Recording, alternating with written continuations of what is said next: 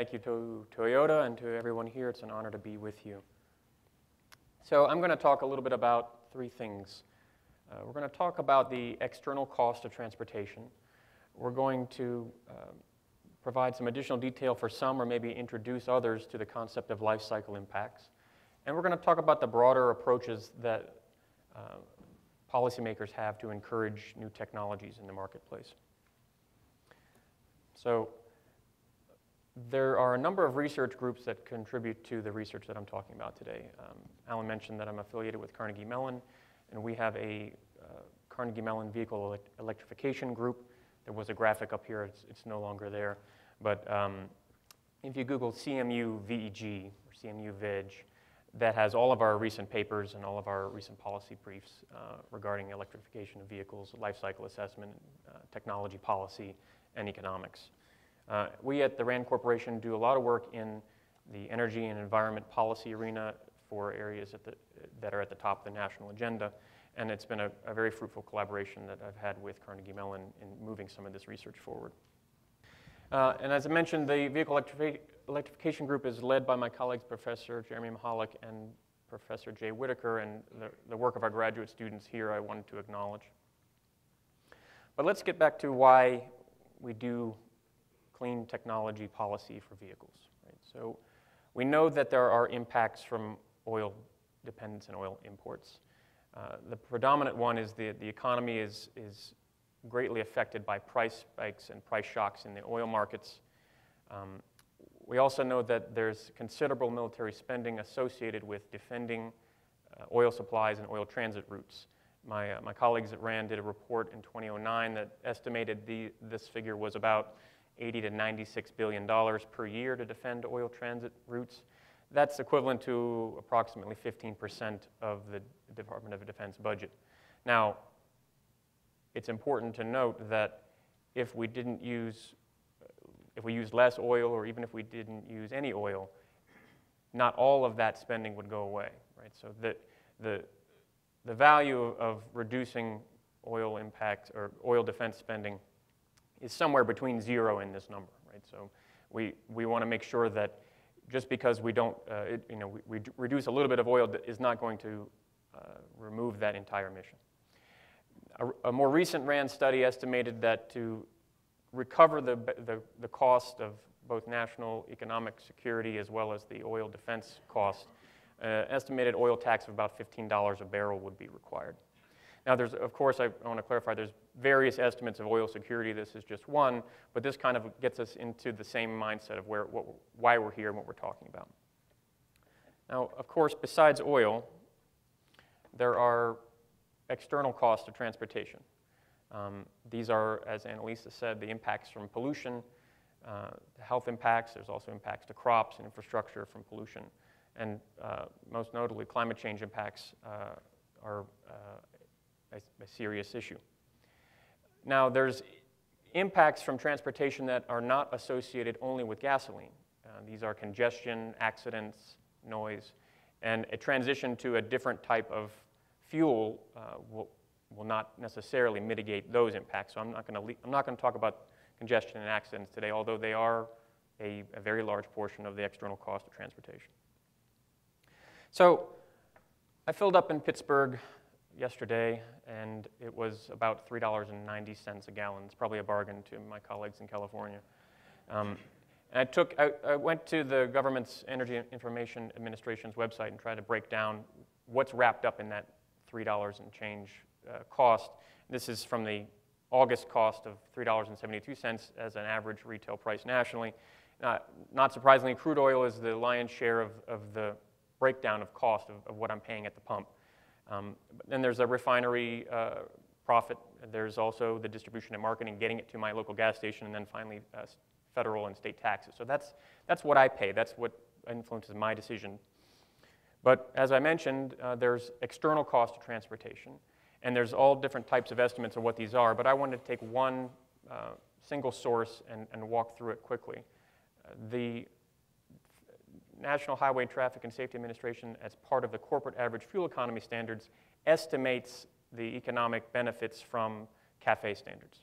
And what they estimate as the benefit for oil security is about 20 cents a gallon. They also estimate and using EPAs and other published literature, they estimate the value, the health and other value of the air pollutants and removing those from passenger transportation.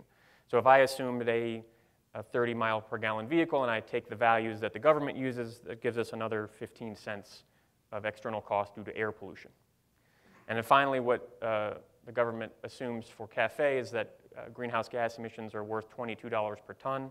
There are values that in the literature that are a lot higher. There are some that are a little lower, but $22 a ton adds about another 20 cents for climate change impacts. And that's a nice rule of thumb to walk home with, is that about $20 per ton of greenhouse gas tax or greenhouse gas credits equivalates to about 20 cents per gallon at the pump. And that's if all the tax rolls through to the consumer, which is unlikely. But to understand, round numbers here, $20 a ton, GHG is about 20 cents a gallon. So that $3.72 I might have been paying is now higher at $4.27. That is part of the rationale on why there's policy to deal with advanced technology in the vehicle space.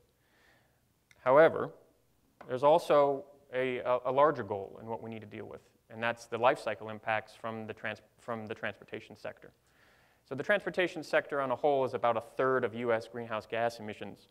But when we think about reducing emissions from that sector, we need to think about reducing it across the entire life cycle. And what that life cycle is getting the raw material for batteries, mining coal, extracting natural gas, drilling for petroleum, all the things that we need to have our raw materials, all the emissions associated with that. Then, manufacturing and supply chain, building batteries, building fuel cells, building cars, making electricity, making, burning natural gas for coal, for electricity, burning coal for electricity, and making the assets that we use to generate electricity, biofuels, hydrogen, all the fuels that are wrapped up in what we might use for transportation or in that manufacturing and supply chain. And then finally, use. And then use is kind of where the bulk of the impacts are generally in the combustion, for internal combustion engines, because we're driving things around, we're burning gasoline in the cars. This is where the ZEV mandates help a lot, because at the point of use, in a very air quality constrained state like California, there's zero emissions for ZEV vehicles. But there's also emissions associated with these upstream supply, as Annalisa mentioned. And finally, at the end of life, everybody always asks me, what are we going to do with batteries and vehicles? We have to deal with recycling and disposing of all the parts in our vehicle supply chain. So you add all these up, and they constitute what's called the life cycle impacts of transportation. Now, we've done a whole number of studies on the life cycle impacts of different types of fuels. Here's the results from one, and I know this is kind of an eye chart, but I wanted to at least introduce the concept, and I'm happy to talk afterwards about the details. So we can add up the damages from each of these external costs. Remember, I talked about oil security, air pollution, climate change. So each of those has a value, as I showed before. We can add up how much that value is worth, and over the vehicle production portion of the life cycle, the batteries, the gasoline production, electricity production, and then actually owning the vehicle. So when we do that, we find that hybrids and smaller plug-in hybrids reduce damages versus conventional vehicles, pretty much no matter what you're charging on. Right? So that's a win-win for this type of technology. Larger plug-in hybrids and EVs may increase damages, and they may decrease damage, depending on what our electricity system looks like, and depending on other characteristics of where we're manufacturing batteries, and what the electricity system of that area of the world looks like. Now, given that we have a big challenge ahead of us to reduce that enormous contribution from the transportation sector to climate change, there needs to be dramatic innovation in the energy sector, not just for transportation, but for electricity as well. One of the challenges for the market is that those external costs that I talked about, oil security, air pollution, climate change, aren't valued and can't be captured by anybody selling a clean technology product. In addition, doing R&D for specific technologies with the possibility that you might be paid for these environmental damages in the future is also difficult. And finally, there's a market risk element here. We saw this with the original introduction of hybrids. The market needs to provide a better, cheaper service in order for wide adoption. Now, there's always going to be niche adopters and enthusiasts, like probably all of us in this room. But in order for that scale adoption to really make a huge impact on reducing climate change and air pollution emissions, we have to figure out a way to make these vehicles cheaper, better, faster, more. All the attributes of a successful market product. And the kind of the final thing that I'll mention is that consumers are reluctant to abandon kind of sunk costs, stuff they've already paid for. Right? I have I have an old cell phone, I have an old car, those types of. They're providing the service that I need at the price of what I want, which is near zero. And until those break down, I might not be a new adopter. Okay. So there's a couple mechanisms that policymakers can use to encourage technology innovation in the energy space. The two main groups. One, you can have technologies pulled to market. Right? So the government would create incentives to encourage these private market actors to enter. These are subsidies, tax breaks, regulations, standards, fleet procurements. And that's generally what we've been seeing, at least in the ZEV space and in the EV space. There's a second one that's also been ramping up over time, and that's pushing technology development. And that is the government creates new knowledge by investing in long-term R&D.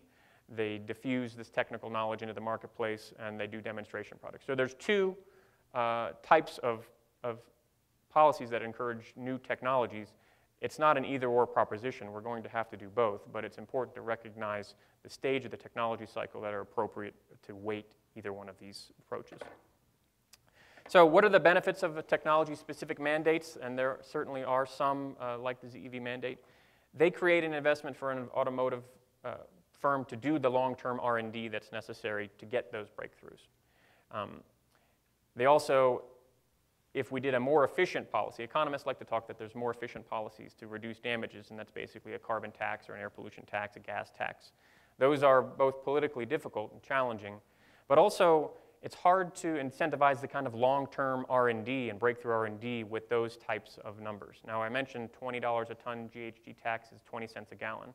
We've seen those types of fluctuations, probably within the last 2 or 3 months, and at the margin, that's not a signal to companies that they need to go out and build fuel cell vehicles. So there are benefits to technology mandates. There's also some challenges. Because we're choosing technologies, we might not necessarily be maximizing emissions reductions and at the lowest cost. We also need to make sure we address the mainstream adoption of these new vehicle technologies, and some of that is covered in what Annalisa was talking about in the infrastructure plan in California. But we also need to be prepared for overconfident predictions and weak adoption. I think we saw this from the first ZEV mandate. And if we're sitting here in 2020 and 2025 and PEVs and FCVs are still 0 to 4% of the marketplace, we are now 15 years later into a more serious climate change problem, and we need to have strategies that are robust enough to deal with that. So in summary, I appreciate the time and looking forward to the lively discussion. There are external costs from transportation and oil dependence that include oil dependence and environmental impacts. These are not priced into everybody's decision when they fill up at the pump. To address those, we need to deal with we need to create policies that minimize life cycle impacts from vehicles. And of course, encouraging a long-term R&D portfolio in this area is crucial. But I would stress that we should really be focused on outcomes, not technologies. At the end of the day, I don't think that we should be ambivalent about which technology reduces oil and GHGs and air pollution. It's just as long as those things are reduced, we should call it a success. So thank you for your time, and looking forward to discussion.